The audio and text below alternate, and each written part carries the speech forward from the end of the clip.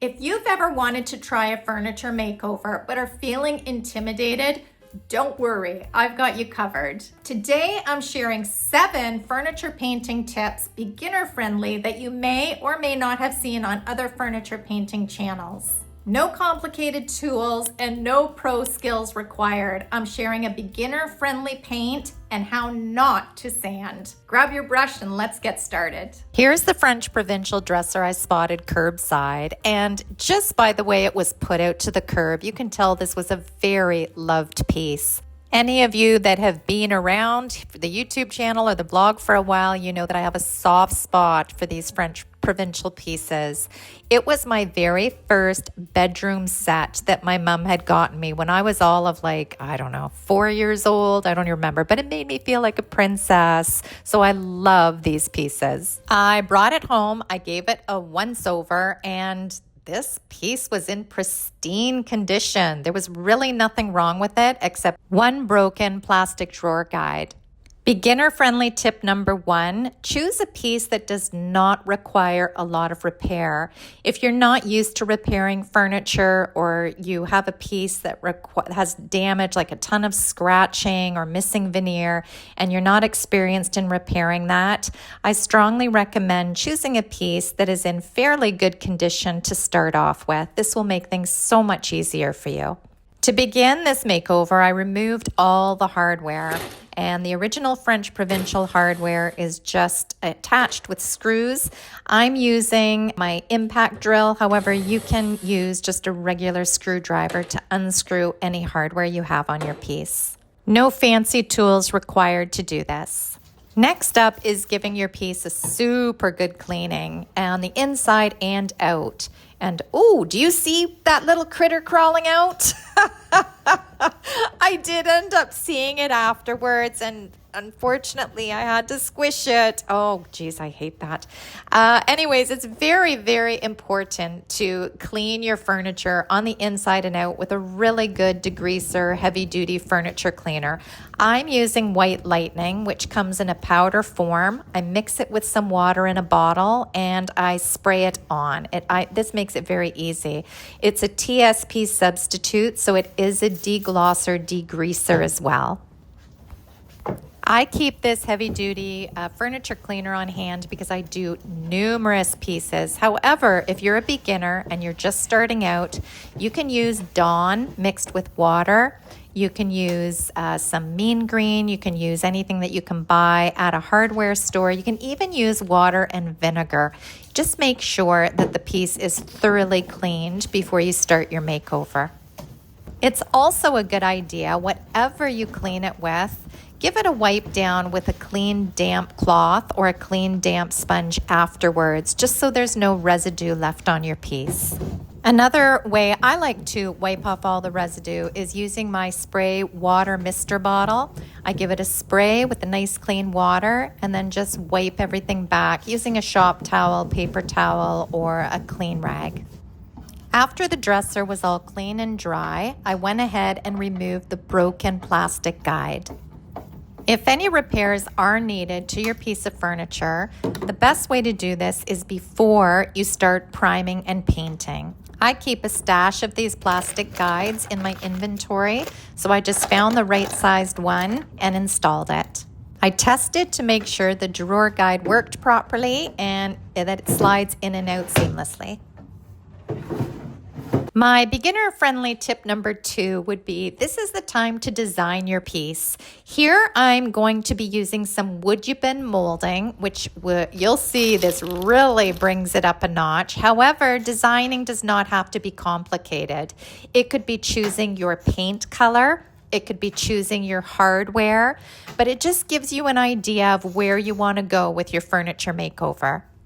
For my design process, I knew I really wanted this French Provincial dresser to look French country. So I started testing out a bunch of molds, WoodUbend molding that I had in my stash. And I just played around with it to see what I liked and what I did not. If you're keeping your furniture makeover for yourself, It's a good idea, this design process, to choose something that fits into your home decor as well. So whatever style you may have, whether it's mid-century modern, French country, traditional, etc., this is a good opportunity to stand back, look at your piece, and create something that you're going to love for years to come. To attach the WoodUbend, I laid the dresser on its back. I heat the design up with my heat gun. And this turns the WoodUbend bendable. The wood actually bends and it softens up. I apply some wood glue onto the back of the design, making sure that it's smoothed out and I've gotten all of it on there. I don't want to leave any piece uncovered with glue because I want it to adhere really well. I centered the design onto the bottom of the dresser, and then I give it another blast of heat. And this adheres the WoodUbend beautifully. To add a little French country chic to the legs, I took another WoodUbend design, heated it up, and cut off the ends. These WoodUbend designs are very easily customizable. You can cut them up, you can bend them around corners. They're really fun to use. And they sand exactly like wood does. So for the sharp little corners, I just sanded them down smooth. I repeated the exact same steps to apply these little designs to the legs. So I heated them up with my heat gun. I spread some wood glue onto the back of the design, added them in place to the legs exactly where I wanted them, and then blasted them with a little more heat to adhere. Here's beginner tip number 3, and it has to do with sanding. And I'm going to demo this on another piece of furniture because the French Provincial piece was done with the no sand method, which I'll be sharing in a moment. Sanding furniture before painting it is a real pain point for a lot of you. And I know this because I felt the exact same way when I first started doing my furniture makeovers. I felt it was very intimidating, messy, labor intensive. I just didn't want to do it. Having said that, scuff sanding doesn't have to be. And I strongly suggest you need to do something to your furniture makeover before you apply primer and or paint. Because you really don't want to put in all this work to a furniture makeover and then have it start scratching off or flaking off. You really want good adhesion so your furniture makeover lasts for years and years to come. So here are 2 ways to do this. The inexpensive way is to give it a scuff sanding. Using a 150 or 180 grit sandpaper, you can just wrap it around a wood block or not. Just use the sandpaper and wipe down that surface as you would your kitchen counter. I know that sounds funny, but it doesn't need a whole lot of pressure. All you're doing here is just scuffing up the surface lightly so your primer and or paint will adhere. The second choice, which is a lot of beginners' choice, although this does cost some money, is a bonding primer. There's no mess here, and it adheres. A good bonding primer such as BIN shellac-based primer, I'll add a link in the See More box down below. And also, I'll add links to all these products in the See More box down below. So if you'd like to give them a try, they're easily accessible for you. So a bonding primer, you could do BIN shellac-based primer and or a water-based version, which I'm using here. It's called Bonding Boss. This primer will adhere to glass, plastic, mirrors, metal, and certainly the finish on a French Provincial dresser. I like applying it with a 4-inch roller and or an inexpensive chip brush. And the caveat here to using this bonding primer, the water-based version, is you have to wait 24 hours before you start painting. But this is a great solution to prepping your furniture so the paint adheres, it'll last a long time to come, and you don't have to worry about any flaking off, scratching off, etc. And of course, this is the dust-free version. You don't have to worry about dust in your home either. This leads me to my beginner tip number 4. Whether you're applying a paint or a primer, always watch for drips. Whether you're using a roller, whether you're using a paintbrush, you want to apply the paint, and inevitably it will build up in some areas, whether it's on a corner, whether it's in a groove, just like this French Provincial dresser. There may or probably will be some buildup. So just make sure to go back and smooth that out with your roller or paintbrush, because it's so much easier to correct while the paint and or primer is wet than when it dries. So work in manageable sections. Here I'm doing a drawer at a time, and look at the drawer, make sure to pick up any buildup so you don't have any drips. If you have any detailing on your piece of furniture, I like using a paintbrush like I am here on the WoodUbend, and I like going over the detailing and then kind of pouncing the primer in all those grooves. Then I go back over it and again make sure there are no big globs or any sort of drips. Now the piece is all primed and it's ready for color, which leads me to my beginner's friendly tip number 5, choosing the right furniture paint. This can be confusing for a lot of people because there are so many awesome brands out there. If you are a beginner furniture painter, I highly recommend getting an all-in-one paint.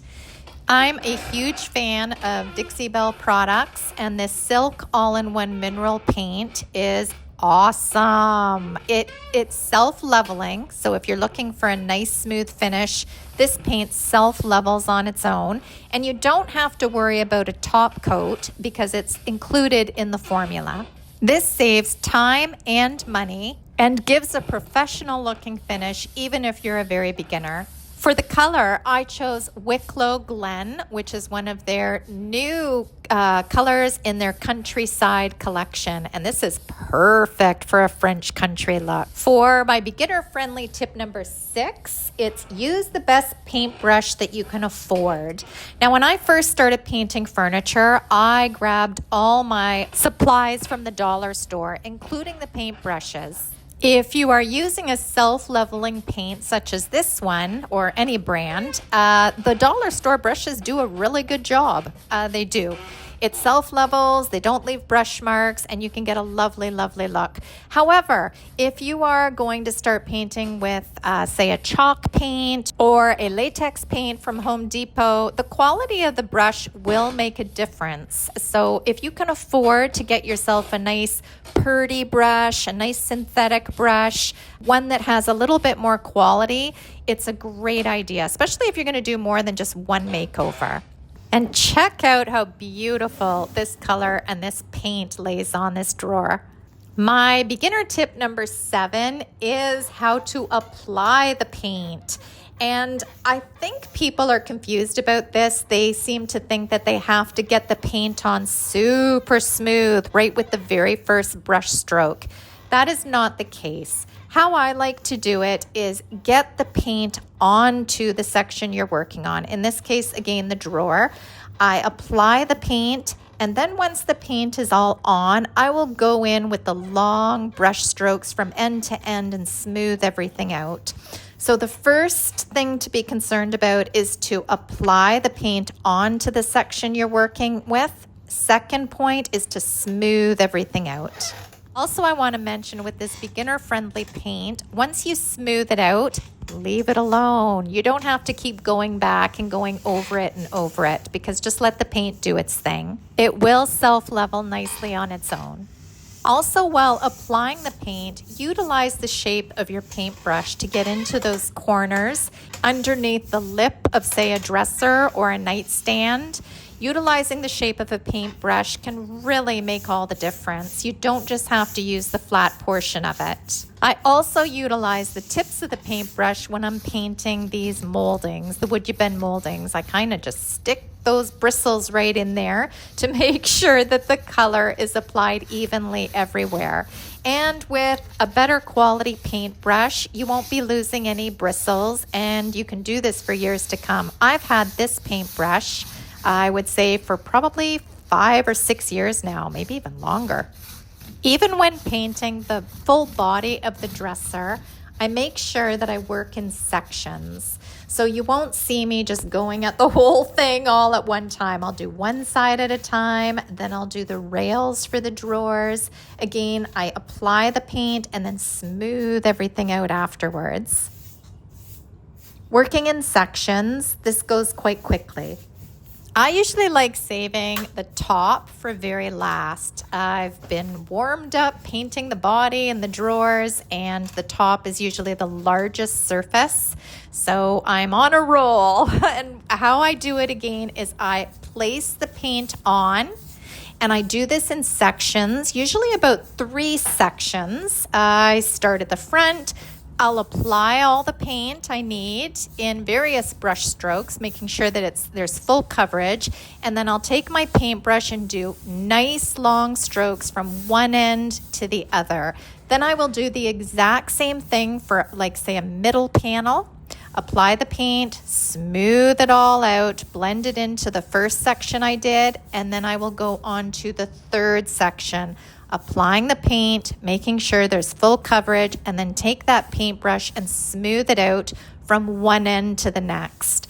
I hope this is helpful to beginner painters, because I know that when I started painting furniture, I thought I had to complete the top in one full sweep. I was trying to get the paint onto the entire surface in one application and then smooth everything out. You can do this in panels, and if you work quite quickly and make sure that the paint doesn't dry, you can blend it in very, very nicely and end up with a super smooth finish.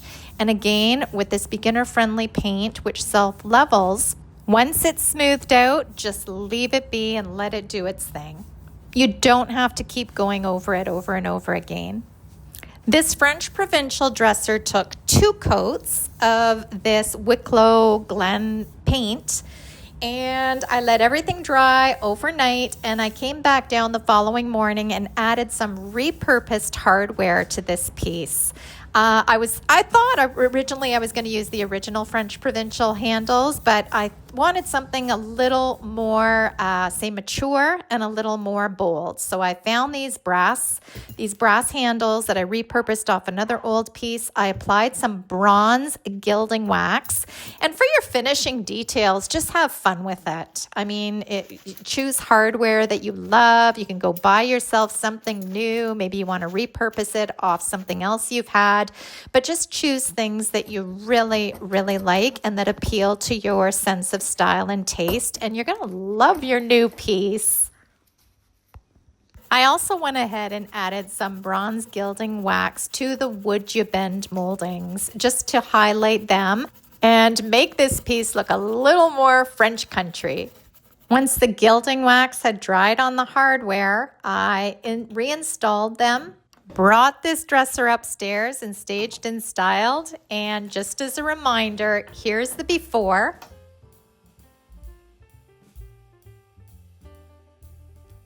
And here's the after. And I gotta say, I think it's beautiful. This trash-bound dresser is now a timeless French country beauty. And look at the smooth finish. Self-leveling paint can be your best friend. And here's how AI decided to stage and style it. Looks pretty awesome. I hope you've enjoyed today's beginner-friendly makeover, and one, if not more than one of these beginner-friendly tips have helped you out and inspired you to give it a try.